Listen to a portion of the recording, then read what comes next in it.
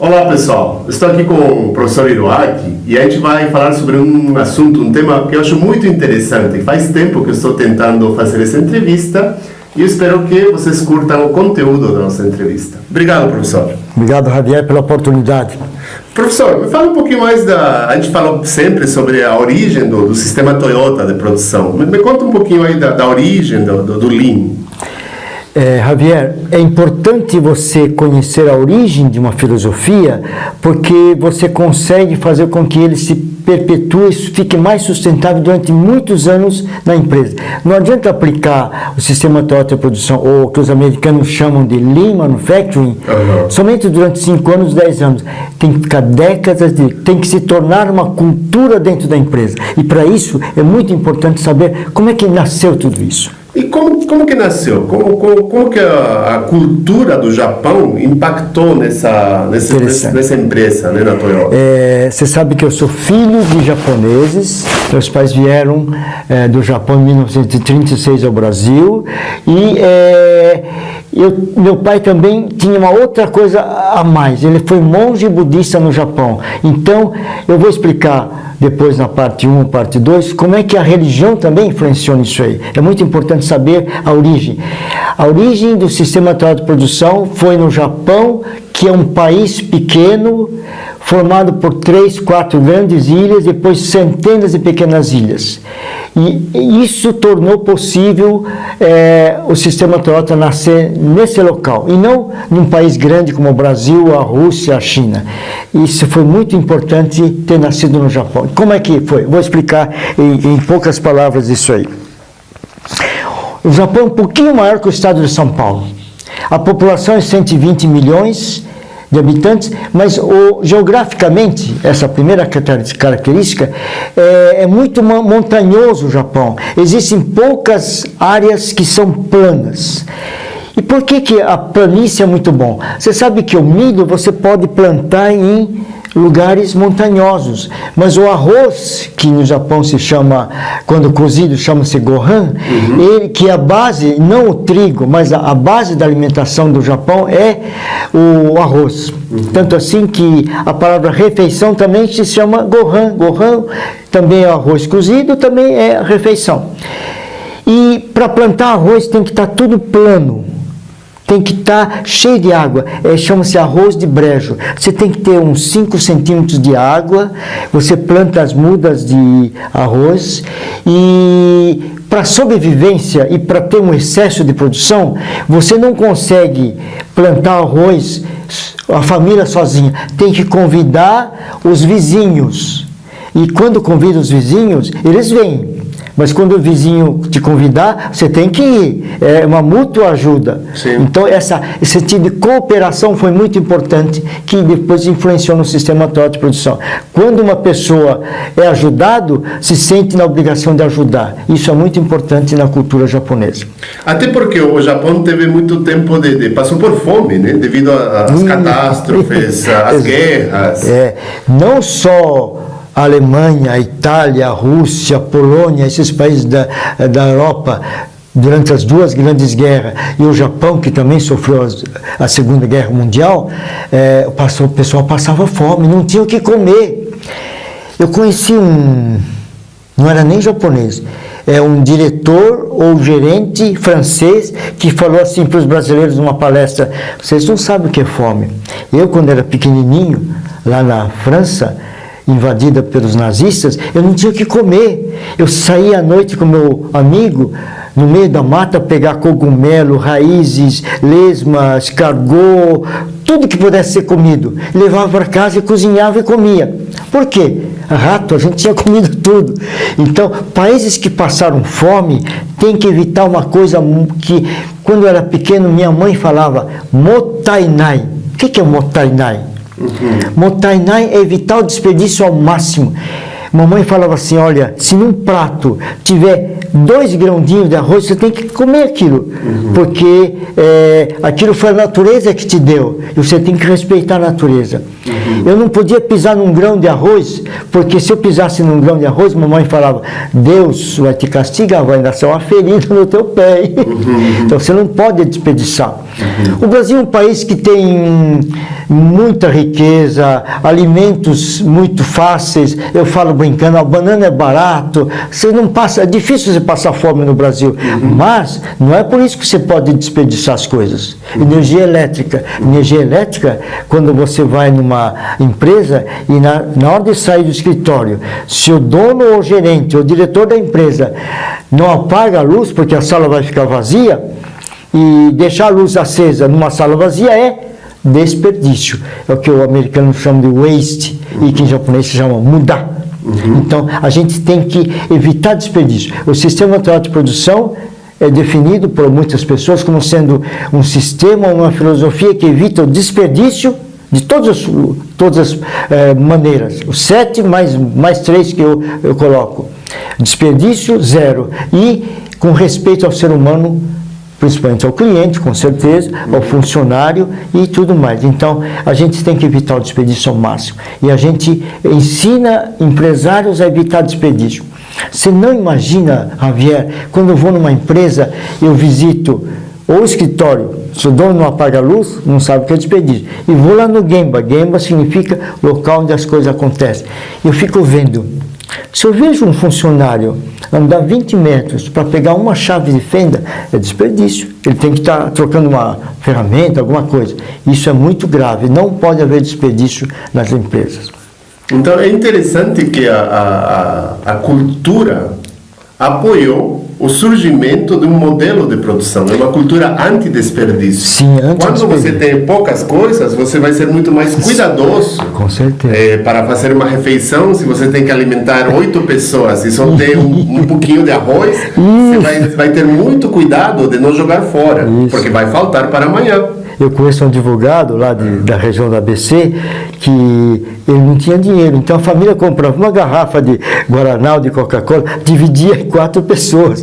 Então, mas a gente não precisa passar fome. O sistema Toyota é contra o desperdício, a gente não precisa passar fome. Felizmente o Brasil não passou fome. Claro, dependendo da região, tem região que passou fome.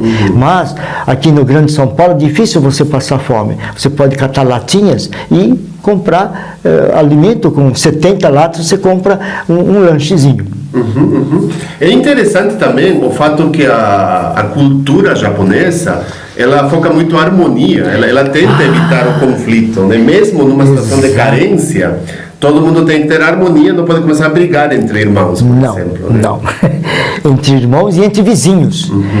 Naquela hora que eu falei de plantação de arroz, que um tem que ajudar o outro, você tem que ter harmonia com o vizinho e na família também. E para evitar brigas, você tem que fazer algo que os japoneses chamam de nemawashi. Eu já vi essa palavra, nemawashi. Nemawashi. Ne é raiz, washi significa rodar. Depois eu vou falar sobre o respeito à natureza. Quando o japonês faz um transplante de uma planta, de uma árvore, de um lugar para outro, ela não pode transplantar e simplesmente, depois de alguns meses, a planta fica murcha. Não pode. Então você tem que preparar a raiz de maneira tão bem feita que quando você transplanta, ela não morra. Você tem que levar as raízes juntas. E como é que acontece isso dentro de uma empresa, na parte administrativa ou fabril? Quando alguém tem uma ideia, essa ideia tem que ser compartilhada naquele mesmo nível com todo mundo para que você obtenha um consenso. O consenso de base, você fala, eu tenho uma ideia, o que vocês acham? Então vocês trocam a ideia entre si para que não dê problema. E porque se você troca as ideias e um colega seu melhora a sua própria ideia e cada um faz uma contribuição através de aqueles brainstorming ou qualquer ferramenta de participação, você com mais certeza uma ideia pode ser apresentada para supervisão ou para a gerência, e a gerência também faz uma troca de ideias entre os pares para ver se aquela ideia é boa. Quer dizer, você faz um PDCA. O PDCA, que a gente já viu falar em muitos lugares, você tem que demorar mais tempo no planejamento, para que na hora que fazer e controlar e ter poucas coisas para corrigir, essa parte do P é muito importante no sistema Toyota Produção, porque você tem que planejar, trocando ideia com os pares, com os colegas, e só depois ir lá para o presidente. E o presidente no Japão, ou nas empresas que aplicam o Lean Manufacturing, o Lean Thinking, o presidente sabe que o pessoal já fez o Nemawashi. Ele aprova. Onde é que eu assino? É que o presidente sabe, não precisa perguntar. Faz parte da cultura evitar conflito. Porque o pior inimigo do Lean é o sabichão ou o gerente que fala, eu mandei fazer assim e acabou. Ele sem perguntar para os funcionários. Os funcionários podem colaborar, claro, né? Agora, é interessante, a gente está falando muito da origem do Lean e a origem no Japão, da cultura e do jeito deles olharem o mundo. É interessante que nós falamos do Lean, uma palavra em inglês, para descrever uns comportamentos da cultura japonesa. É interessante, né? Lean significa enxuto. O Lean foi inventado, essa palavra Lean foi inventado por um dos pesquisadores do MIT, que depois deu origem ao livro A Máquina que Mudou o Mundo, né? Que ele falou assim, não posso, descobriram depois de muitas pesquisas de vários anos, que mesmo no Japão a Toyota é uma empresa diferente das outras, diferente das Nissan e das Honda. E eles não podiam dar um nome de uma empresa para um processo de pensamento. Aí um americano chamado John Krafcik falou assim, esse John Krafcik foi o primeiro engenheiro americano admitido numa empresa chamada NUMI, nos Estados Unidos, né? Na Califórnia, que é New United Manufacturing Incorporated. É uma empresa que era da concorrente da Toyota chamada GM, que já estava fechada, ela foi reerguida e foi feito um joint venture, metade GM com a Toyota. E essa empresa prosperou graças a esse pensamento Lean. Então, o Lean significa enxuto, sem excesso, sem desperdícios. E foi isso que salvou a Toyota e tornou a Toyota uma das empresas mais rentáveis do mundo. Eu vou mostrar um pequeno gráfico, uma pequena tabela que mostra uma coisa interessante. Isso vocês podem buscar no Google, no Yahoo, olha só. Em 2016, o lucro da Toyota mundial foi maior que o da Volkswagen, da GM e da Ford junta. Ford e GM, somando o lucro das duas, dá menor que de uma única empresa japonesa que é a Toyota. Demoraram anos, décadas. E gozado que a Toyota vendeu menos bilhões de dólares que a soma da GM e da Ford. Qual o segredo disso? O segredo disso é o Lean Manufacturing, que é uma filosofia, uma maneira de pensar. Você tem que evitar o desperdício ao máximo. Aliás, que um dos motivos pelo qual a gente está tendo essa conversa é justamente porque nas nossas experiências de consultoria, a gente vê muitas pessoas, fábricas, organizações, consultores, falando do Lean como se fosse uma ferramenta e não um jeito de pensar. Isso aqui é uma ferramenta, depois a gente explica o que é esse kanji, esse ideograma chinês, japonês, que chama Kaizen. Mas essa é uma ferramenta. Mas o Lean é uma filosofia. Você tem que ter qualquer hora, em qualquer lugar e por todos, essa filosofia de evitar desperdício, usando as várias ferramentas. Não é uma ferramenta, é uma filosofia, é uma maneira de pensar. É o que o americano chama de mindset, né? Sim. Uma maneira de talvez seja por isso que em muitas iniciativas, após 2 anos de tentar implantar seja o sistema Toyota, seja o World Class Manufacturing, seja o Lean, assim que o consultor vai embora, ou o gerente, o patrocinador vai embora, o programa volta à estaca zero. Então, é difícil você começar um programa só utilizando a ferramenta, tem que ter uma filosofia. Todo mundo na empresa, do presidente até a posição mais simples, mais humilde da empresa, tem que pensar o tempo todo em como eliminar desperdício. Se o presidente não assume isso, desculpa, a empresa não vai ter sucesso. A consultoria vai embora, o presidente em geral tem os filhos, ou o presidente mesmo, ele tem que ser o sponsor do programa.